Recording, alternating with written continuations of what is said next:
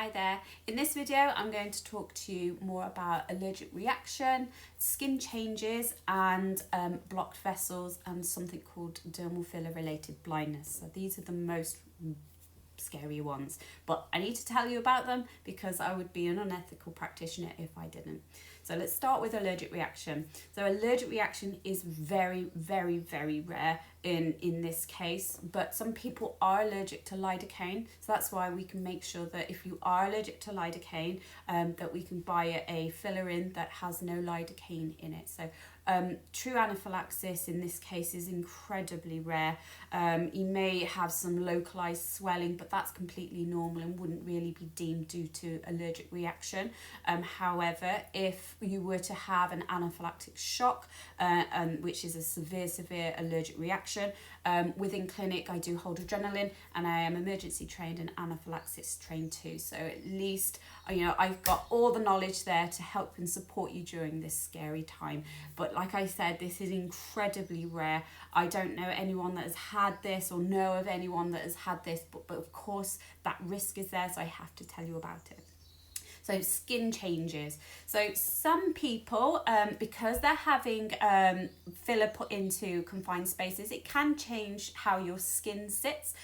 So it's very small chance of it happening, but again, have to tell you about it.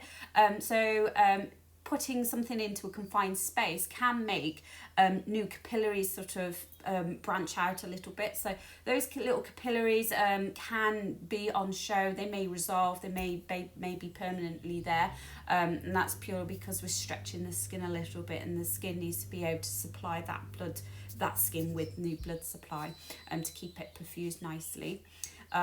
Skin changes due to dermal filler being superficial. So there's something called the Tyndall effect.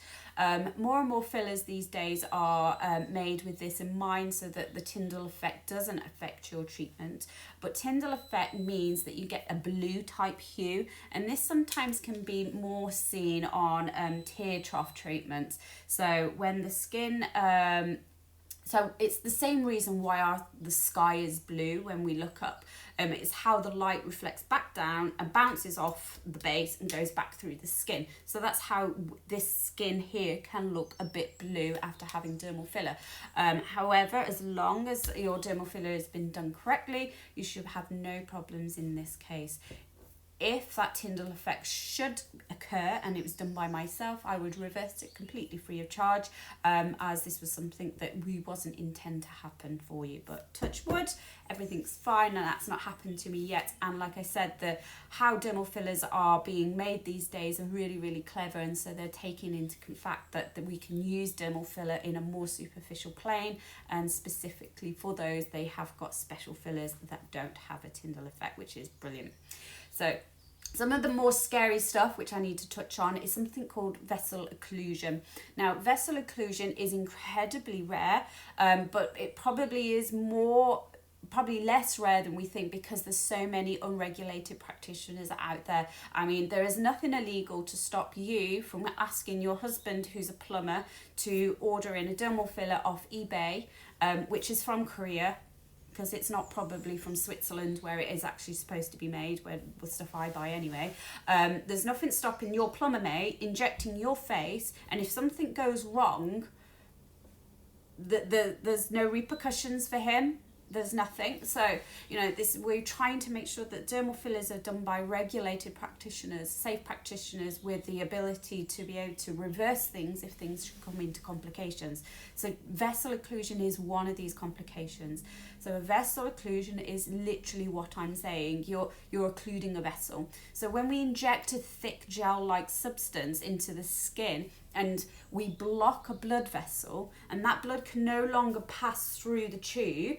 So obviously you can pretend it's like a plug in a pipe. You pop that plug in the pipe, the fluid can't flow to the other side, and you can't provide the oxygen, which is what is in our blood, to the skin.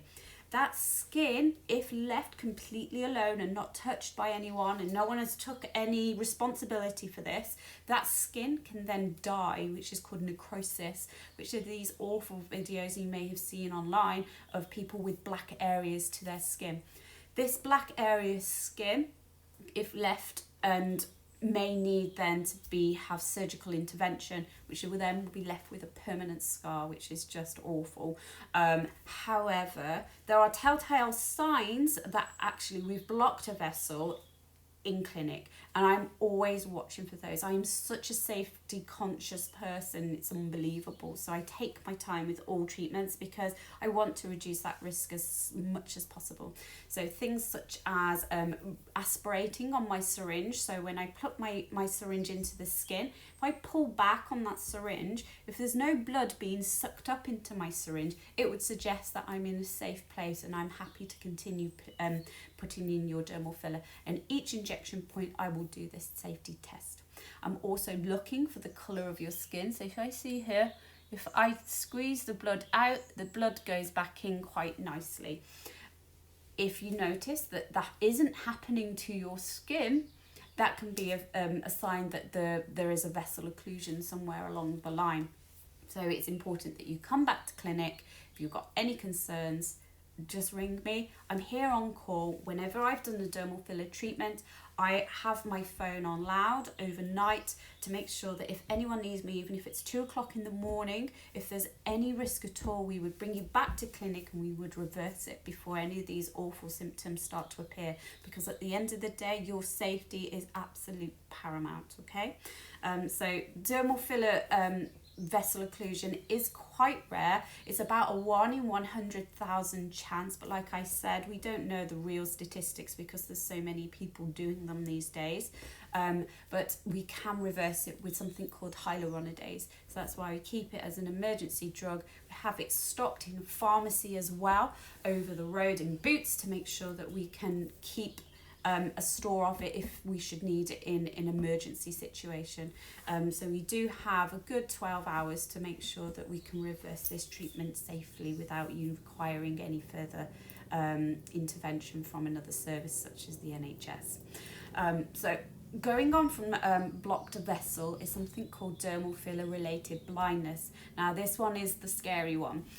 So as far as we know, there have been 3 cases worldwide associated with dermal filler related blindness, and 2 of those cases have been from injecting the glabella line. So when people say I want Botox in this line, not Botox, want dermal filler in this line, I sort of go, you know what, no, I'm not touching that.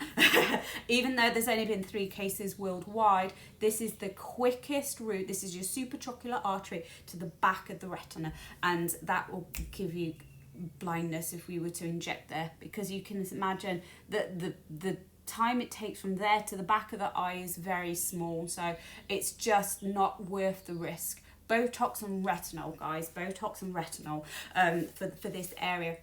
I said, so dermal filler related blindness is incredibly serious, but don't walk out of the clinic thinking, oh my God, am I going to go blind? Because you're not. If it's going to happen, it's going to happen almost instantaneously.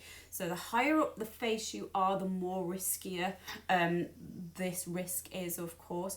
But there's lots of things that I do to reduce this risk by, 1, using cannulas in places that I ought to use a cannula because using a needle is too dangerous. Also not treating.